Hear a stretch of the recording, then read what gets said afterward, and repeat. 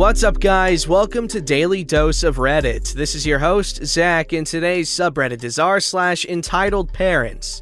This story's called Narcissistic Grandma Alienates Family to the Point of Denying Husband a Funeral. Okay, since my friend has encouraged me to share more entitled parent stories, here's the first of my first story involving my own father. This is my second story, but I've given permission to my friend to post it here for me. English my first name, but anyway, this isn't about my own parents, but rather one of my mother's, namely her mother, aka my maternal grandmother. Now, to sum up, my mother is a very sweet, extroverted woman who, if you had to pick at least one negative thing about her, is her hyperactivity. This is in part due to a medical condition, which I will not be naming to keep some sense of anonymity, I'm assuming, which actually almost killed her when giving birth to me, as well as when she was young as 6, and does cause her notable pain when it's active, as her own body literally attacks her. This condition was inherited from both her parents, and while her father, my grandfather, handled it very well, despite back when my mother was young, it wasn't the best understood condition, and was an equally social individual who'd do anything to help. Her mother, my grandmother, did not. Some of the stories told by my mother of her own mother when young paints her as a narcissist, always trying to show a great image, but crap talks behind people's backs. Honestly, I think she wanted the image of having kids, but didn't want to have the attention taken away from her by the kids, as a lot of the stories hinted a weird jealousy towards her own kids, especially when my grandpa gave my mother or her brother attention like a decent parent, or would actively encourage or promote actions in which my mother or brother could potentially be hurt, which never worked, thankfully. But one thing out of all the stories my mother told me, especially when she got sick, and even when she was literally dying at an age not even in the double digits, her mother was worse off. Now, here's where I actually came into the picture in interacting with this woman. Admittedly, when I was younger, I kinda had an issue with male figures, thanks to my own father, so I really fell for my grandmother's sweetness and didn't overly trust my grandfather. As I got older, though, I really started to see what the heck this woman was like. Some of the highlights I noticed in particular was the fact she would try to baby me much like a 5-year-old or younger in a somewhat aggressive way, with comments like, "You didn't stay little," or little hints at her disdain at her ever-increasing age and messed up health. Keep in mind, this woman had the same health conditions as my mother, who actively looked after herself and never let it stop her being active, while grandmother smoked like a chimney, ate unhealthy, and never exercised, which ultimately made her gain weight and made her condition worse. Yet somehow, she was the victim and we had to feel sorry for her. Continuing on, I'd heard stories about how they, my grandparents, helped their kids go to university, which is a lie confirmed by my uncle, mother's brother, and grandfather. They sent a bit of money, not a lot, but nothing else after, and that they worked their asses off to put themselves through school. The weird part, though, is because both my mother and brother were separate in distance, both were convinced that their parents helped to put the other through the university until the lie was confirmed. Admittedly, this started to really get me wary, as I, at the time, 10 years,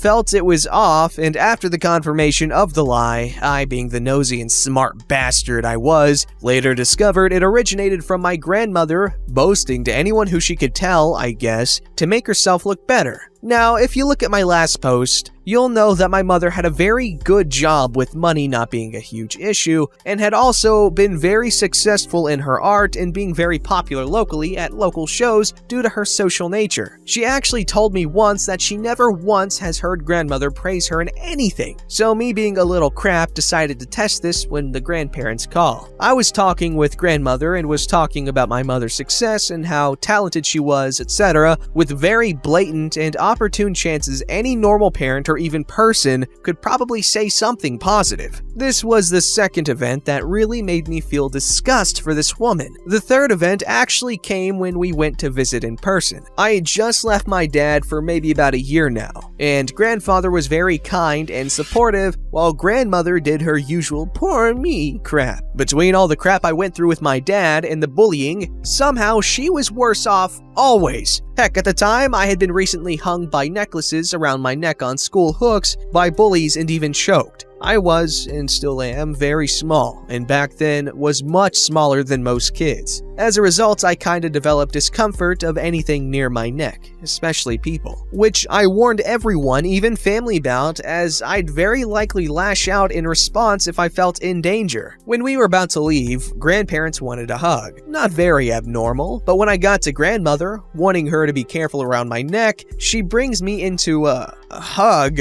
which was more like a headlock around my neck. With her babying behavior and me getting anxious, I warned her to let go by the time I get to my second warning, which involved the promise I can't guarantee I won't react physically. It took my mother and grandfather literally prying her off me and me needing to be comforted by my mother on the way out. Not much happened after that, and we never saw them again physically. There was always the same "poor me" and usual whenever they called, and they even missed my mother and stepdad's wedding because grandmother made a point to ensure they couldn't go, forcing granddad to stay as she was very dependent on him since she never left their home unless it was for her. Granddad eventually developed dementia, and thus the two were forced to enter an elderly home, much to my grandmother's delight as attention all for her. We actually ended up hearing about all the lies she was telling the workers at the home, painting me and my mother as ungrateful and abandoning them. In truth though, we just didn't want to deal with her and honestly couldn't really go see them as between limited personal time, our own issues, and cost to visit, only to be exposed to her increased toxicity. Yeah, none of us wanted to deal. The funny thing is, she was telling the workers about all the expensive things she and granddad paid for us, including lessons and courses for fun sports activities. A lie I thought was funny as hell, as one course for said activity was actually initially paid by my dad when I was still living with him, not grandparents. It actually got so bad, workers actually called both my mom and uncle for the truth, even though they even by their own admission knew it was all lies. Apparently, according to some of the information and stories I got from family, the workers despised when they had to tend to her. But the final nail in the coffin that actually came and resulted in absolute alienation of grandmother, and no contact came after granddad passed. Granddad was a kind man who would help everyone and honestly was in love with grandmother, even if she wasn't the greatest person, and stayed with her till the end of his days. But he was easily manipulated by her. As a result,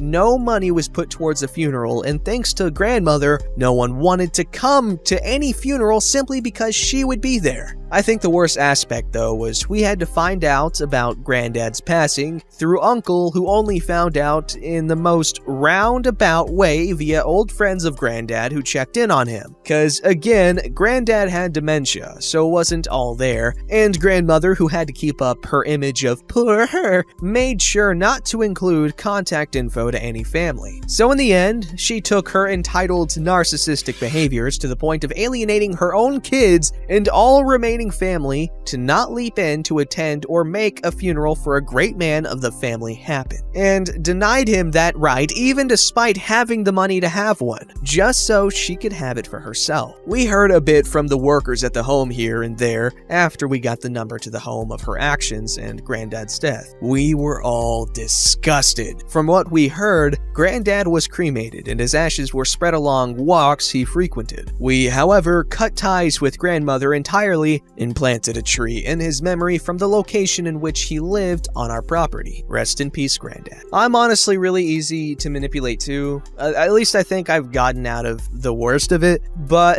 I'm really easy to manipulate, especially if you're a nice girl. Especially if you wear a sundress. Yeah, I'm done then. Anyways, yeah, that woman sounds terribly disgusting to be around, and that man had to live with her. Also, I'm pretty sure dementia can be caused from plaque buildup in the brain, and plaque builds up when you don't sleep, so sleep deprivation can lead to dementia in the long term. So maybe this guy was stressed out of his mind every night because this woman was constantly whining and crying and whining and crying and whining, and it drove him to dementia in the long run. But that's what she did. Good job, entitled mother.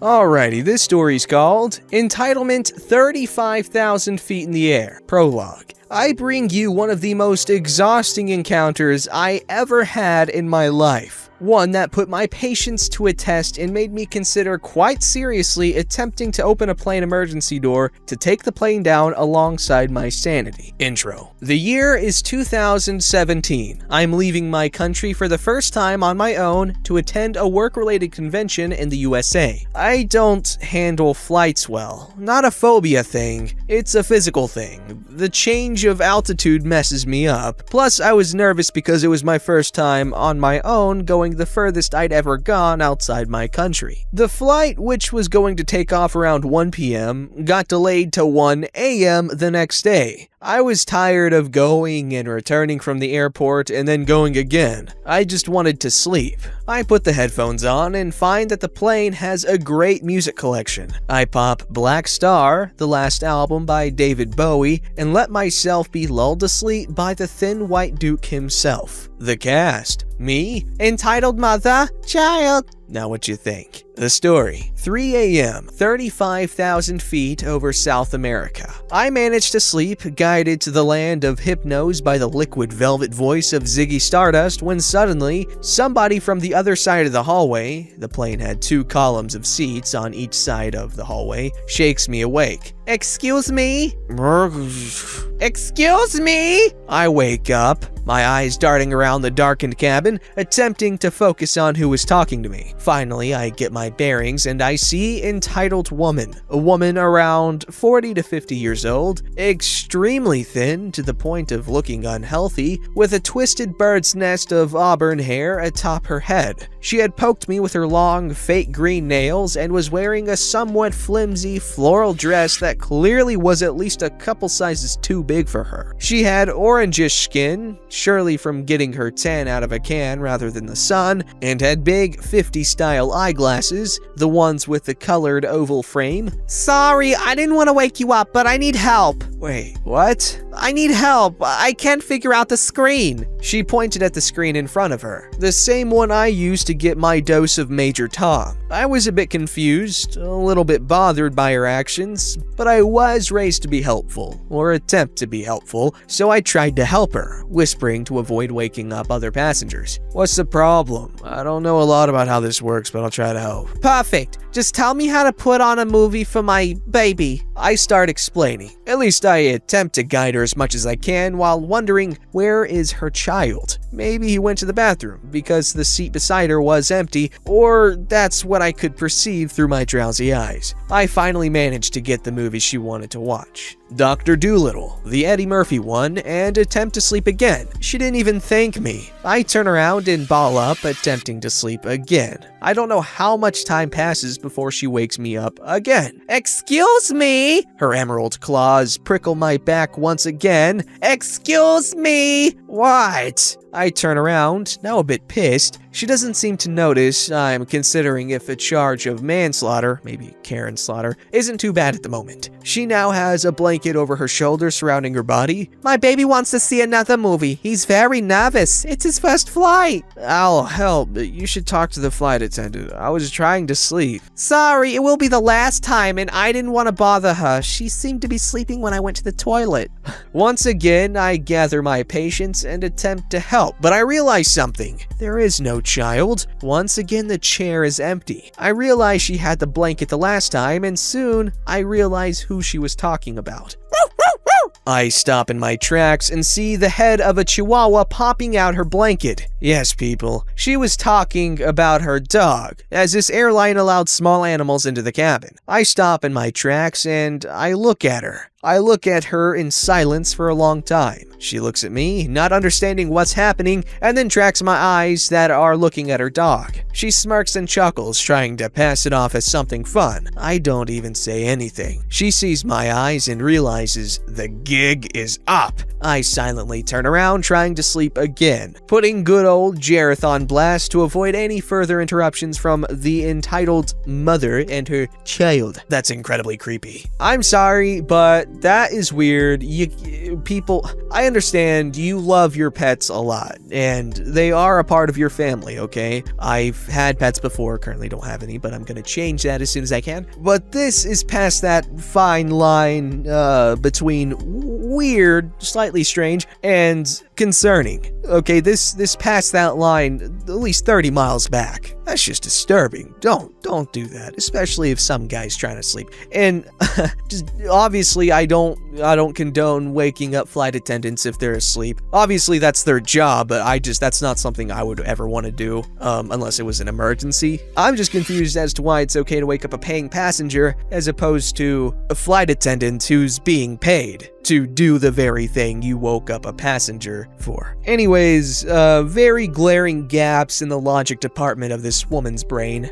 This story's called Don't Dress Like That in Front of My Kids. Just another story about my boyfriend's crazy entitled aunt and cousin. This happened in the summer of 2018. You know the aunt from this post and the cousin from this one. My boyfriend, Cyrus, name changed, and I were on our way to a dinner party and stopped by at his parents' home because he needed to drop off something his dad had asked for. As he went to see his dad in the study, I parked the car and then went in to wait in the living room. His mom greeted me with her usual warmth. His aunt and cousin, along with cousin's gaggle of children, were there too. Cousin greeted me, then gave me a once-over and whispered something to her mom, i.e. Cyrus's aunt. They waited until Cyrus's mom had left the room before aunt said to me, "You know, you really shouldn't dress like that in front of the children. It's a bad influence on them." What do you mean, dress like that? We're going to a dinner party. I'm dressed appropriately. I was wearing a black, one-shoulder pencil dress. Well, your legs are exposed. I don't want my kids to think that it's okay for a woman to dress this way. You should go home and change, or at the very least, go outside and wait in your car. I'm 5'8" and I have long legs, but my outfit really wasn't showing a lot of skin. Certainly not enough to warrant this kind of reaction. Besides, her kids were playing at the other side of the room and didn't pay any attention to me, so I have no idea why she was acting like this.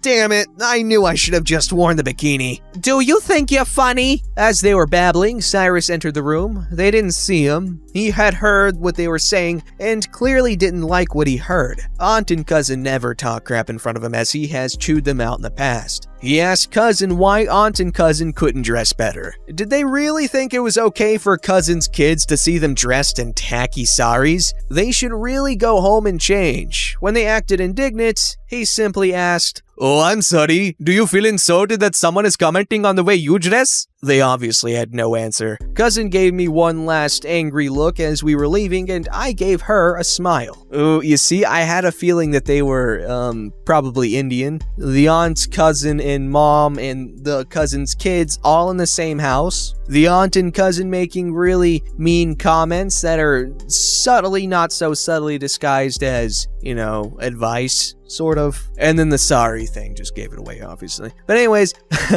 this 100% happened, no doubt in my mind. Don't forget to like, subscribe, and hit that bell to never miss an episode.